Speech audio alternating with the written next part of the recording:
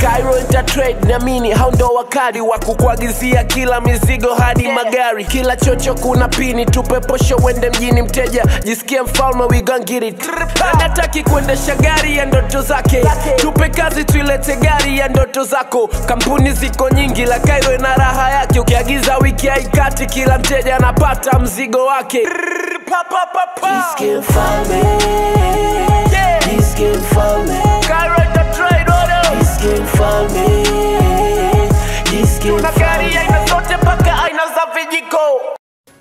Hello, mambo vipi? This is Mr. Sabi. Karibu katika darasa huru na leo tupo katika episode nyingine. Episode yetu ya leo inakuhusu wewe ambaye unamiliki gari na gari lako umelikatia bima kubwa au kwa lugha ya kitaalamu tunaita comprehensive insurance. Hivyo ungana na mimi uweze kujifunza vitu kadha wa kadha kwa wale ambao magari yao yana bima kubwa, lakini hata wewe ambaye hauna bima kubwa katika gari lako lakini unatamani kuweza kujua taarifa mbalimbali zinazohusiana na masuala ya bima kubwa, karibu uweze kuungana na mimi katika darasa huru. Naomba nikukumbushe kwamba kampuni yetu inaitwa Cairo Intertrade Company Limited. Tunapatikana Dar es Salaam Posta. Tunahusika na uuzaji na uagizaji wa magari pamoja na clearance ya mizigo mbalimbali katika bandari na mipaka ya Tanzania. Karibuni.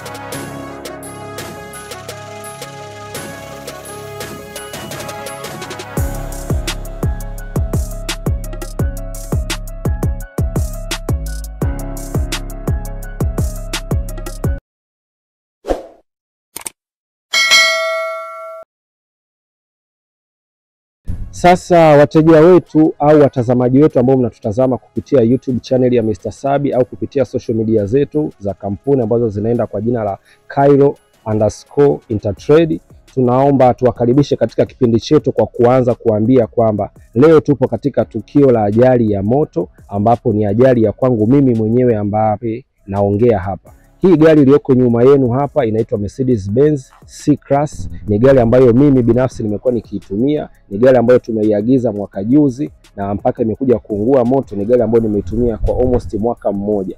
Hivyo basi tumeona tuweze kushare na nyinyi watazamaji wetu experience ambayo mimi binafsi nimeipitia katika kufuatilia zile claims au kuweza kufuatilia malalamiko yangu kwa watu wa bima, ambapo mpaka leo tunakuja kufikia hapa tunakusogezea kipindi hiki wewe ili mradi uweze kujifunza kwamba gari yako inapokuwa na bima kubwa vitu gani vya kuvizingatia pale unapokuwa umepata ajali ya moto. Tunatolea ajali ya moto kwa sababu gari hii imeungua moto. Kwa hiyo inakuwa ni mfano mzuri kwetu sisi kuweza kudeliver kwa wewe. Hivyo naomba tuanze kuionyesha kwanza gari yetu kabla tujaingia katika vitu ambavyo tunataka kuvizungumzia. Cha kwanza, hii gari yetu ndugu mtazamaji iliungua upande huu wa mbele na iliungua ikiwa hapa. Kwa hiyo maana yake ipo katika eneo la tukio ambapo ndipo ilipowakia moto. Mimi nilileta gari hii hapa ni kwa rafiki yangu, nilileta mara moja lakini nikawa natumia gari yake katika mizunguko mingine, kwa hiyo ikawa imepaki. Lakini baada ya masaa kama matatu toka gari imepaki hapa ndipo tulipata taarifa gari imeanza kuwaka moto yenyewe. Chanzo cha moto walikuja kutuelezea baadaye wahusika ambao ni wataalamu, walisema ilikuwa ni mechanical problem, so tutalielezea baadaye. Kabla tujaingia deep katika huo upande, naomba tuoneshe jinsi ambavyo gari imeungua moto. Kwa hiyo moto ulianzia ndani lakini ukawa umeunguza sehemu yote ya nje, manake taa zake zote za mbele ziliungua, fog light zake zote ziliungua pamoja na bumper lake lote la mbele liliungua. Lakini sio hayo tu, radiator yake pia iliungua na engine yake yote iliteketea kama ambavyo unaweza kujionea katika picha zinazoonekana hapo. Lakini pia tutaweza kukuonesha na baadhi za picha ambazo zilikuwa zinaonekana kipindi gari hii hapa haijaungua moto. So hivi ndivyo gari inavyoonekana sasa hivi baada ya gari hapa kwa imeungua moto. So hapa kuna parts nyingi sana ambazo zimeungua. Tukianzia kwenye engine hapa tayari imekwenda, imeaga mashindano. Hivi vitu ambavyo ni vya plastiki pamoja na laba vyote vimeaga mashindano. Kitu pekee ambacho kilibaki kizima kilibaki battery, ambalo battery pale tulifanikiwa kulitoa tukawa tumeliweka kule nyuma, lakini parts zote ambazo ziko hapa zote zilikuwa zimeaga mashindano. Na hapa juu ilikuwa ina cover lake la kuweza kuzuia short, na lenyewe kama unavyoona limeaga mashindano, limebaki scraper kama hivi. Lakini tukiachana na huu upande, tukija kukuonesha ndani ya gari yetu, mpaka hapa tunavyoongea gari bado ndani kote ni mpya. Hii gari niliagiza mimi mwenyewe, niliagiza ikiwa na kilomita 35,000 na mpaka inakuja kuwaka moto ilikuwa na kilomita 50,000. So condition yake ya ndani yote bado gari ni mpya, sio upande wa mbele huko wala sio upande huu wa nyuma huko, kote gari bado ni mpya. Lakini hakuizuii kuifanya gari hii iwe kwamba haijaungua moto. Sasa baada ya kukuonesha hivyo, naomba nikuingize darasani sasa niweze kukuchambulia hatua unazotakiwa kuzifanya moja baada ya nyingine kipindi gari yako inapokuwa imeungua moto kama ya kwangu ilivyoungua moto.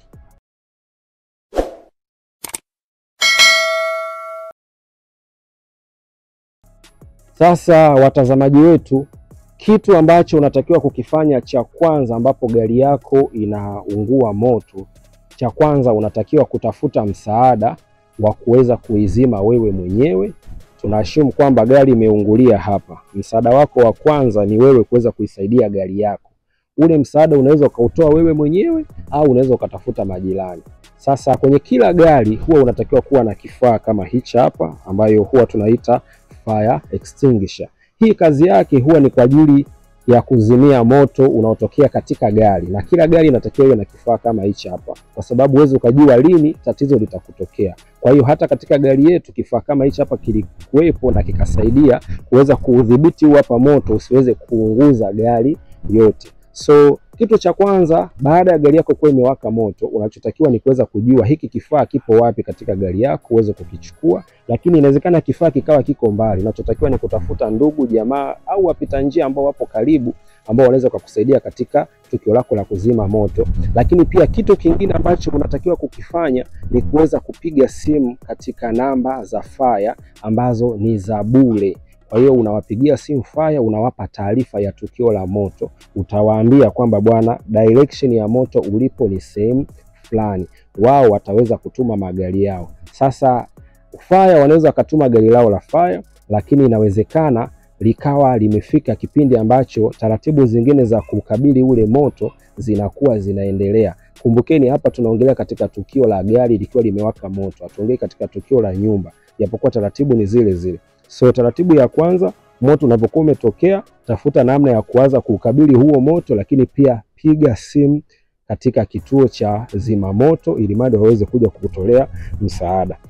Hicho ni kitu cha kwanza. Naomba hii niweke hapa.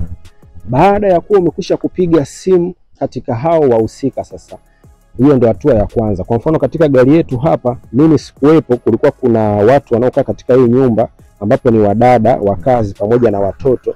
Kwa hiyo walipiga simu, wakaja majirani ambao walianza kuchota mchanga nje ya nyumba, wakawa wanakuja kuzima moto. Kwa kama ukiangalia hapa chini utaona kuna mchanga ambao uko hapa, ambapo ni majirani walikuwa wanatoka huko wanachota mchanga wao, wanakuja wanasaidia kuzima moto, lakini pia wakatumia na hicho kifaa cha fire extinguisher kwa ajili ya kukabili moto. Ndio hatua ya kwanza iliyofanyika.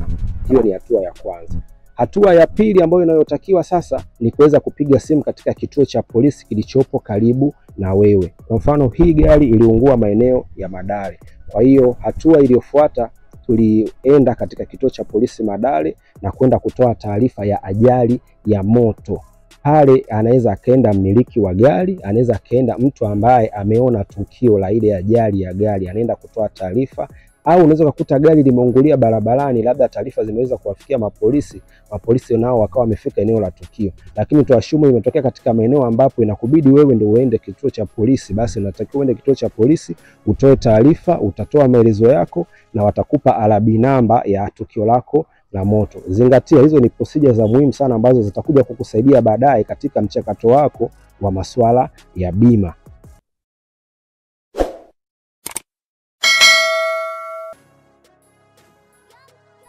Sasa mtazamaji wetu, baada ya kuwa umekwisha kutoa taarifa hizo ambazo nimetoka kuzielezea katika taasisi zote, kinachofuata baada ya hapo ni ufuatiliaji, na huu ndio ambao huwa unagharimu muda zaidi. Lakini katika kutoa zile taarifa, pale ambapo utakuwa umefanikiwa kumpata yule vehicle inspector baada ya kuwa amekuja eneo la tukio na ameshakagua lile gari, yule pale anapoondoka lazima atakuachia ile report ya vehicle inspection report, ambapo itakuwa na kopi kama 2 kama sio 3 hivi kama sikosei, ambapo kopi moja itabaki ya kwako wewe, kopi nyingine utakuja kuipeleka kituo cha polisi ambacho umetolea ile taarifa. Then kwa hiyo mpaka hapo kwanza unakuwa tayari una document ya kwanza ambayo ni vehicle inspection report. Baada ya kuwa umeipata hii hapo, utaenda kituo cha polisi ambapo utawapelekea zile ripoti za vehicle, then wao watakwambia uweze kuachia waweze kuchunguza wao kama wao kuweza kuverify kwamba hilo tukio la moto limetokea katika mazingira gani. Je, ni umesababisha wewe mwenyewe au ni moto ambao umetokea automatically au kuna mtu mwingine ambaye alikuja akachoma? Wao ndio wataweza kufanya upelelezi wao. Msisahau nimetoka kusema kwamba polisi wanaanza kutuma mpelelezi pamoja na vehicle inspector. Kwa hiyo mpelelezi anachunguza lile tukio kuweza kujua kwamba huenda kuna mtu ulikuwa na ugomvi naye ndo amekuja kuchoma gari lako, au huenda kuna mtu ulikuwa mnadaiana ndo amekuchomea gari, au inawezekana gari limewaka lenyewe tu automatically. Sasa hiyo inatokana na wewe maelezo yako ambayo ulienda kuyatoa, kwa sababu kama hii gari yetu sisi hapa yenyewe iliungua yenyewe. Lakini ingekuwa labda kuna mtu tuna ugomvi naye, tungeweza kwenda kituo cha polisi tukasema bwana, mimi nilikuwa na ugomvi na mtu fulani, kwa hiyo inawezekana ndo amekuja kuchoma gari yangu. Kwa hiyo wale polisi ndio watachunguza hicho kitu. Sasa baada ya polisi kuwa wamekwisha kuchunguza, wanakupa taarifa yao ya awali, inaitwa taarifa ya awali kutoka jeshi la polisi, ambayo itakuwa inaelezea kwamba ni nini kilichotokea, ni madhara gani yaliyotokea katika hiyo gari baada ya kuwaka moto, na watakuwa wanaangalia pia kwenye ile ripoti ya vehicle inspector. So wakishakupa ile taarifa ya awali, mpaka hapo unakuwa tayari una dokumenti 2 za muhimu. Dokumenti ya kwanza inakuwa ni hiyo vehicle inspection report, dokumenti ya pili inakuwa ni taarifa ya jeshi la polisi ambayo inaitwa taarifa ya awali. Lakini pia usisahau kule serikali ya mtaa ambako ulikuwa umeenda kutoa ile taarifa ya kwamba kuna ajali ya moto imetokea, huwa kuna makaratasi wanayokupa ya kuonesha kwamba kweli tukio limetokea mtaani kwetu. Kwa hiyo kama hawakukupa, basi unaweza kwenda wakakupa ile ripoti ambayo na kwenyewe inakuwa ni document ya 3. Wewe kazi yako sasa baada ya hapo wewe ni kuweza kuwa unafanya follow up kwenye kila taasisi ambayo umetoa taarifa ili waweze kukupa document inayohitajika. Baada ya kuwa umepata hizo document zote, unakuwa unarudi kwa watu wako wa bima. Sasa hii inategemea wewe unafanya vipi au unakusanya vipi hizo document. Kwa mfano mimi binafsi watu wote nilikuwa nawaambia kwa pamoja, kwa ambaye alikuwa ananihitaji kunipa document mdau alikuwa ananipa. Lakini watu wa bima baada ya kuwa wewe umekwisha kuwapa taarifa, wao wanatakiwa wafanye vitu viwili. Cha kwanza, wanatakiwa watume mpelelezi wao aje eneo la tukio, aje akague kama kweli mali imeungua, na pia atapiga picha za kuonesha kwamba kweli mali imeungua. Na sio kupiga picha tu, atahitaji kuweza kufuatilia kwamba je, kweli gari ilikuwa ni nzima inatembea au gari ilikuwa haitembei. Kwa mfano, gari hii hapa ilikuwa inatembea, lakini tulihitajika tuweze kudhibitisha kama kweli gari ilikuwa inatembea. Sasa utadhibitishaje kama gari ilikuwa inatembea? Kuna vitu vifuatavyo. Kwa mfano, kupitia gari hii hapa tulianza kuzunguka kwenye sheli ambazo nilikuwa napita kuweka mafuta. Tunaomba zile CCTV camera videos zile ambazo zimerekodiwa na kamera za kwenye sheli. Kwa hiyo unatafuta kwamba hii sheli nilipita labda juzi, ina kamera. Kwa hiyo unawaomba lile tukio la kuonesha kwamba mimi nilipita hapa siku fulani. Kwa hiyo wale wanakuonesha katika system yao ya kompyuta au system yao ya CCTV camera, then wewe unarekodi lile tukio, na unarekodi ukiwa upo na muhusika wa kutokea kwenye kampuni ya bima, naye anarekodi. Kwa hiyo inakuwa inaonyesha kwamba hii gari ilikuwa ni nzima inatembea. Kwa sababu gani wanafanya vile? Hii gari unaweza kukuta imepaki hapa ni mbovu, kwa hiyo mimi nikana tafuta namna ya bima kuweza kunilipa, nikaamua kutengeneza mazingira iweze kuwaka moto ili mradi bima waweze kunilipa. So bima wanahitaji kujiridhisha kwamba gari ilikuwa ni nzima na inatembea, na wana namna nyingi za kujiridhisha. Hiyo ni moja wapo. So kwetu sisi hiyo ni moja kitu ambacho tulikifanya. Kwa hiyo wale watu wa bima pia watakachokifanya, watakupa form ambayo inaitwa claim form. Ile claim form unajaza wewe taarifa zako na taarifa za gari lako za kuonesha kwamba bwana, gari langu limepata changamoto, kwa hiyo nahitaji ile bima ambayo nilikuwa nimeilipia ambayo ni comprehensive muweze kunilipa iweze kunikava. So claim form ukishakuwa nayo inakuwa ni document ya 4 katika document unazokuwa nazo. Kila bima ina utaratibu wake. Kuna bima ambazo zina gereji zao, kwa hiyo zina mafundi wa kwake, na kuna bima ambazo hazina gereji zao, zinatumia mafundi mbalimbali. So wao wanaweza akakwambia tutatuma fundi wetu aje apate tathmini ya hasara iliyopatikana, au wanaweza akakwambia wewe tafuta fundi wako aweze kutoa tathmini ya hasara ambayo imepatikana. So katika kesi ya gari hii hapa, ni sisi ndo tulitafuta fundi wetu ambaye ni fundi anayefanyia service hii gari, akaja akatoa tathmini ya hasara iliyopatikana baada ya gari hapa kuwa imeungua. Then ile quotation ambayo fundi ametupa, au ile quotation ya garage, tunawatumia watu wa bima. Unavyowatumia watu wa bima, sasa na wenyewe wanaanza kuijadili na kuweza kuiangalia, je, ina ukweli au haina ukweli. Kwa hiyo ukishapata na ile quotation ya garage, hiyo inakuwa ni document ya 5. Ndugu mtazamaji, usije ukachanganya.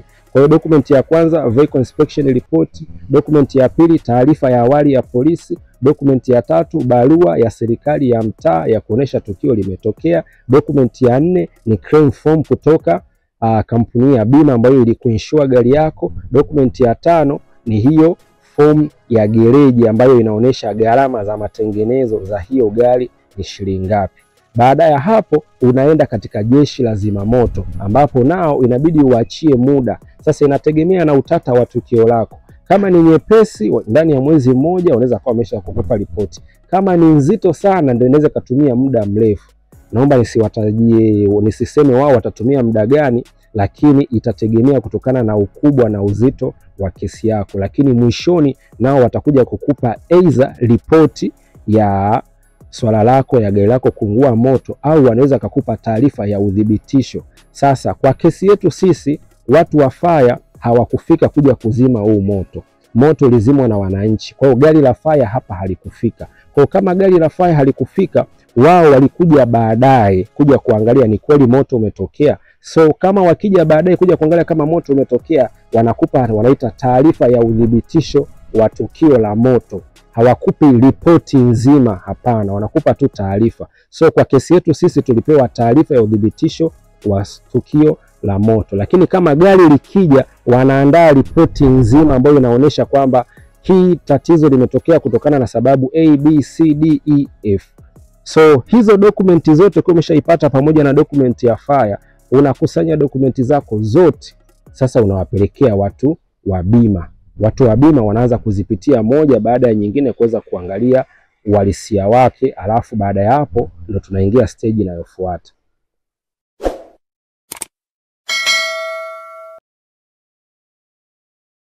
Sasa mtazamaji, kampuni ya bima baada ya kuwa umekwisha kuipatia nyaraka zote ambayo yenyewe inahitaji, wao ndio wanatenga muda kwa ajili ya kuweza kuchunguza tukio lako lina uhalisia kiasi gani.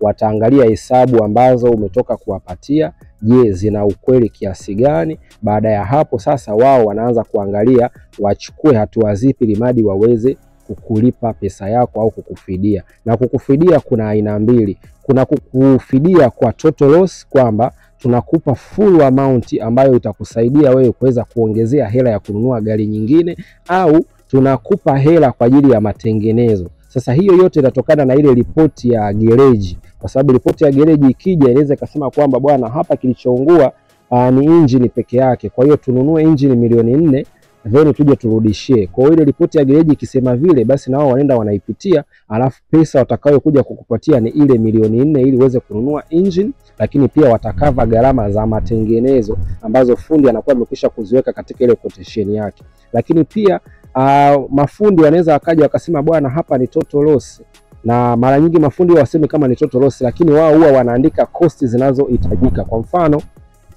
hii gari marekebisho yake hapa ilipo yalihitaji shilingi milioni 20 za Kitanzania. Maana yake kinahitajika kununuliwa kila kitu ambacho kinachokaa kule mbele ya gari, kuanzia engine na vitu vyote ambavyo vinavyohitajika. Kwa mfano fundi alisuggest kitu kimoja, alisuggest kwamba hapa nusu hapa, hii tunaitaga half, kwamba hii gari iweze kuwa ikatwe hapa nusu. Kwa hiyo kinunuliwe kipande chote kizima cha kuanzia hapa kwenda mbele, ili mradi kije kiunganishwe. Kwa sababu moja, hizi gari za Mjerumani zina teknolojia nyingi, ambapo tukisema tuanze kuweka kitu kimoja baada ya kingine, gari haiwezi kaja ikarudi kawa sawa kama mwanzo. So fundi alisuggest kitaalamu kabisa kwamba ili mradi hii gari, kwa sababu vitu vingine vyote ndani viko sawa, vilivyoharibika ni vya huku, hii gari inunuliwe spare ambayo ni nusu, yani inunuliwe kitu ambacho kina equipment zake zote, kije kichomelewe, ipigwe rangi upya, gari inakuwa iko sawa. Sasa ukiangalia hicho alichokisuggest fundi, gharama yake peke yake ni shilingi milioni 20 za Kitanzania. Sasa bima wanaangalia kwamba wewe uliinshua gari yako kwa shilingi ngapi. Kwa mfano, thamani ya hii hapa gari ilikuwa ni shilingi za Kitanzania milioni 27. Lakini kwenye kukata bima, mimi binafsi nilikatia bima ya shilingi milioni 20. Hiki ni kitu pia ambacho inabidi tuwafundishe wateja wetu, na mimi pia binafsi nimejifunza. Unapokuwa unakata bima, muda mwingine una undervalue thamani ya kitu chako ili mradi usiweze kulipia bima kubwa ukiamini kwamba nitakitumia kitu changu wala hakuna madhara yatakayotokea. Lakini madhara yakitokea, hasara inakuja kuwa kwako. Kwa mfano hapa tulitakiwa tukate bima ya shilingi milioni 27 ili mradi kwenye kuja kutulipa waje kutulipa thamani inayoendana na tulioitumia katika kununua gari hii hapa. Lakini kwa bahati mbaya tulikata bima ya shilingi milioni 20. Kwa hiyo bima watakuja kutukava kutokana na thamani ile ambayo sisi tulilipa bima. So hilo ni moja ya changamoto ambalo mimi binafsi nimejifunza, na unanitazama, nisingependa uweze kuingia katika hicho kisanga. So bima wanachoenda kukifanya sasa, wanaangalia thamani ya matengenezo na thamani ya bima yako. Kwa hiyo katika hii gari watu wa bima waliona kwamba kuliko tuitengeneze hii gari, ni bora tukurudishie hela yako ambayo ulikuwa umelipia bima. Lakini jinsi wanavyorudisha hela, kuna makato ambayo wanakuwa wanakupatia. Watu wengi tumekuwa tukiamini kwamba unavyolipia gari yako comprehensive insurance ni kwamba wanakuja kukununulia gari mpya, lakini sio kweli. Ni kwamba wanakuja kukupatia kiwango ambacho kitakusogeza, tofauti na kwamba hutokupata kabisa. Kwa mfano, gari kama hii ukiwa umekatia bima ya milioni 20 na umekwisha kuitumia labda kwa mwaka mmoja, cha kwanza wanakata uchakavu wa ule mwaka ambao umekwisha kuitumia. Cha pili, kuna 5% ambayo wanaita ni kama vile unachangia wewe matengenezo ya ile gari.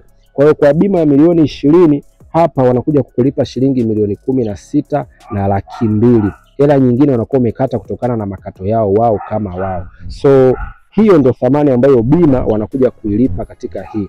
Lakini pia kitu kingine cha kuzingatia, zoezi hili hapa sio la leo na kesho, kwa sababu watu wengi tumekuwa tukilalamikia kampuni za bima hazitulipi kwa wakati, hazifanyeje, lakini ni kwamba wao wenyewe inabidi wajiridhishe ndipo waingie katika go ahead ya kuweza kutoa pesa. So kama leo tunavyoshoot video hii gari ina miezi 3 toka iko hapa. Kwa nini hatukuitoa hapa? Hatukuitoa kwa sababu tulikuwa tunahitaji watu wa bima wakupe kitu ambacho kinaitwa release order ya kuweza kuitoa. Kwa hiyo release order ya kuitoa hii gari imekuja kutoka baada ya miezi 2. Kwa sababu gani ni muhimu kufuata hilo swala la release order? Leo gari inaweza kuwa imeungua hapa, watu wa bima wameshakuja wamekagua, lakini kama hawajakupa release order ya kuitoa, ukaamua kuitoa wewe kwa maamuzi yako, inawezekana kesho wakawa wanataka kuja kuchunguza kitu kingine ambacho mara ya kwanza hawakukichunguza kwa ustadi, alafu wewe gari ukawa umeitoa. Kwa hiyo automatically unakuwa umekiuka ile polisi yao.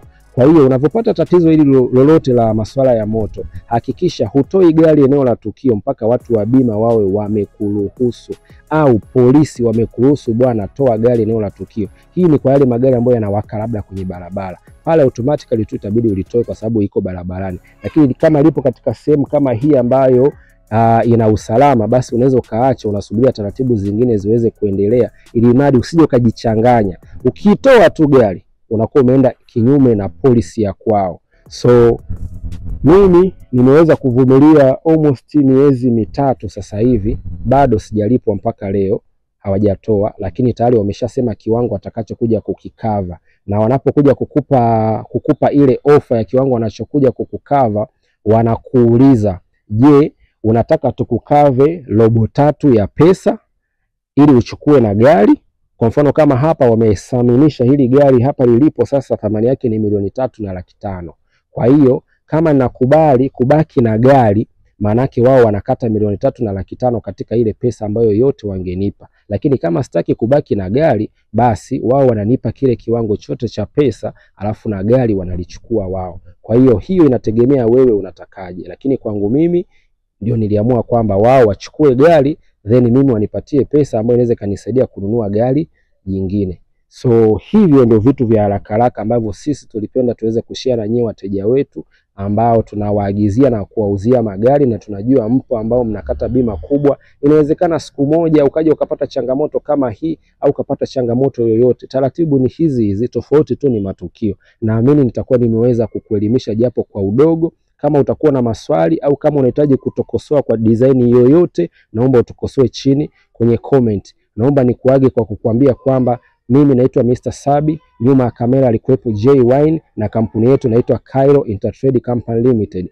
Tunapatikana Dar es Salaam Posta, mtaa unaitwa Samola Avenue, jengo linaitwa PSSF Samola House. Tupo floor ya 6, wing A, chumba namba 3. Ciao.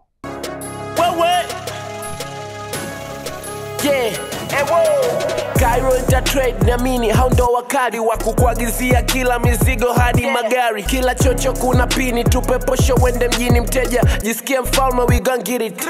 Anataki kuendesha gari ya ndoto zake, tupe kazi tuilete gari ya ndoto zako. Kampuni ziko nyingi la Cairo ina raha yake, ukiagiza wiki haikati, kila mteja anapata mzigo wake. Clearing and forwarding, all of those we care. Kwenye mitatu naaminika mteja tuwezi mwongopea. Still growing, tuna branch hadi mpakani mwa Uganda. So Cairo Intertrade kwenye zikazi mwite kamanda.